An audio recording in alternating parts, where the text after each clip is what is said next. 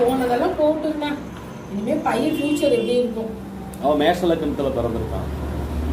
7 வயது நடக்க.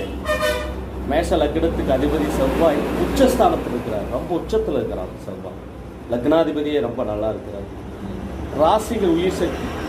இப்போ கும்பராசின்னு எடுத்துக்கங்க. கும்பராசியில் டைம் பண்ணுறோம். சனி பகவானுடைய ராசி தான் கும்பம். சதய நட்சத்திரம், புரட்டாதி நட்சத்திரம் 2 பேர் வித்தியாசம்.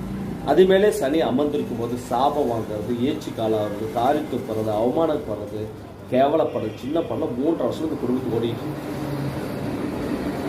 இப்போ அதில் ஜென்மச்சரியாக வந்து சனி பயிற்சி திருநள்ளார் கோயில் பஞ்சாப்படி பயிற்சி இல்லைன்னு சொல்லிட்டாங்க. 27 வரை திருக்கணித பஞ்சாப்படி பயிற்சி இருக்குன்னு சொல்லியிருக்காங்க. இந்த சனி பயிற்சி ஏற்பட்ட கும்பராசிக்குள்ளேருந்து சனி வெளியே போகும்போது விடுதலை. அது வரைந்த இந்த ஜென்மச்சரி.